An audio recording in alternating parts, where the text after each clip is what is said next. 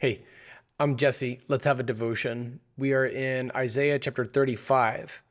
We saw in Isaiah 34 where God was warning about the downfall of Edom and how it would become this wilderness that was overrun with owls and ravens and ostriches and birds of prey, various raptors and ceremonially unclean animals. And now watch in chapter 35 where the complete converse is spoken over what God would do for his people, his chosen nation. This is Isaiah chapter 35. The wilderness and the dry land will be glad. The desert will rejoice and blossom like a wildflower. Okay, so we're going to see now what was wilderness turned into a garden.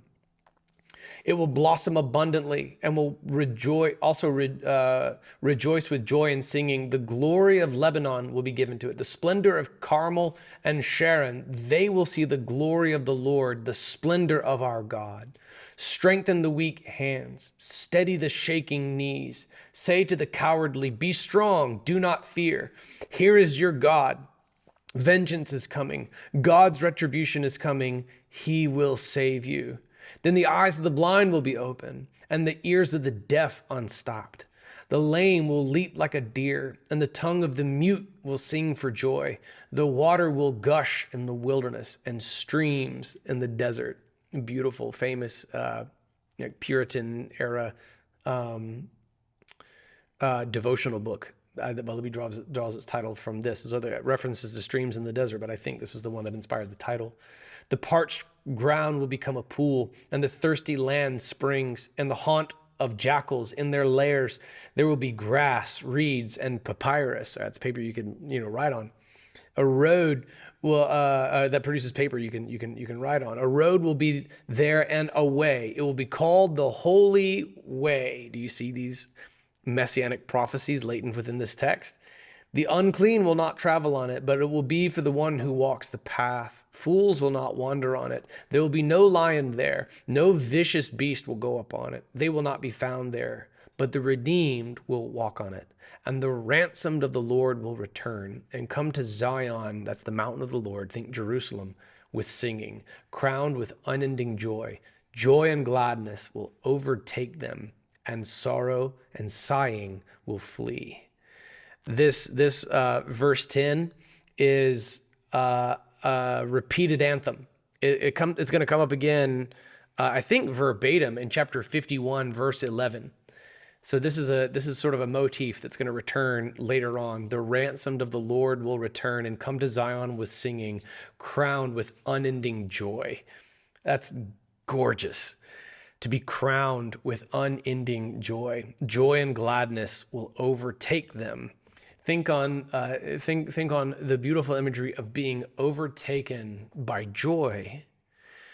Right now in this world, in this sin-stained world with sinful desires that wage war with the Spirit of God dwelling within the heart of every Christian, we often have to fight for our joy. You ever feel that way? But this is describing a beautiful redemption coming from the Lord, whereby joy will just overcome us. You get these glimpses of heavenly joy here on earth.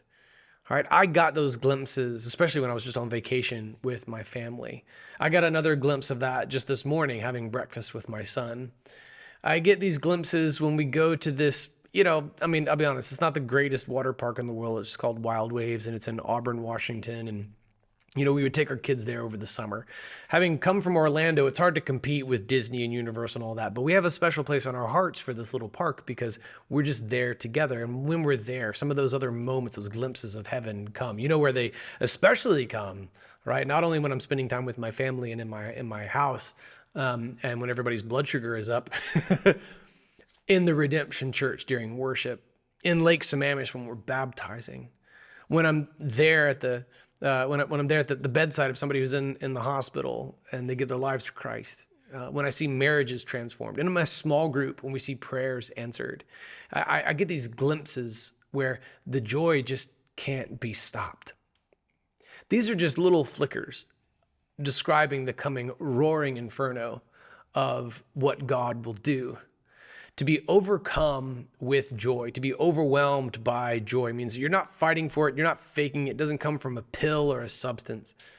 It's something that you cannot help, you cannot stop. And that comes from God. That is a description of heaven. You're getting a taste of the power of the age to come when you experience those glorious, joy-filled, spiritual moments here on earth. It's when your hand reaches out to the door of heaven above, and you can feel the heat radiating off the handle, and you can feel the voices of the angel choir shaking the door itself, and you get just this glimpse of what's to come.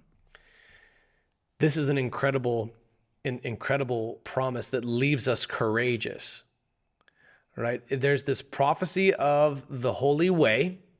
Jesus himself is the way. He would say this. He is the way, the truth, and the life. No one comes to the Father except through him. That's John 14:6. So you can see how this road, this way to the Lord is prophesied to come. Jesus is the way. Did you notice something as well in verse 6, this similarity between the promise of even those who are lame, not just getting up, not just walking, not just functioning, not just given ample prosthetics, but able to leap, and not even just leap like I could, to be able to leap like a deer. I immediately, when I read that verse, I think about the book of Acts, and I think about the man who was lame, and he's running around, he's jumping around after he's been healed by the full power of the Holy Spirit. And he's on trial later for it. And he's just standing there healed, and there's nobody who can say a word about it.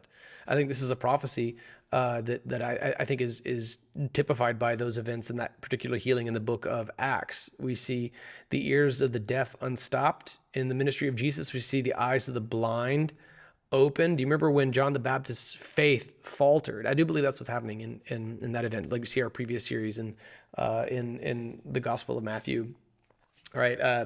I do think that when John the Baptist's faith faltered, what Jesus reminded him of was these prophecies that would describe the ministry of the Messiah.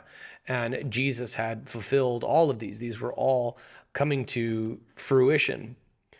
The eyes of the blind will be opened.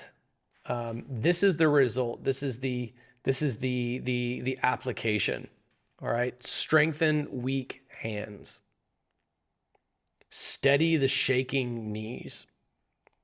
Are you scared to come out in your Seattle workplace as a Christian? Strengthen your weak hands. Steady your shaking knees. Say to the cowardly, be strong, do not fear. Here is your God. Vengeance is coming. God's retribution is coming. He will save you. Here is your God. Vengeance is coming. His vengeance is coming. His retribution is on its way. He will save you. Man, that ought to light a fire under you. That ought to make you bold. No more shaking hands. No more weak knees. The Lord's retribution is coming. He is the one who will save you. He has done this. The prophecy about the one who is the way to heaven is absolutely fulfilled. Jesus is the way, and he has come. He's resurrected, and he's coming again. So every other prophecy in this text is also absolutely true. Let your faith be substantiated by this. Your Lord is the one whose retribution is coming. He's the one whose justice will come and will save you. I'll see you tomorrow.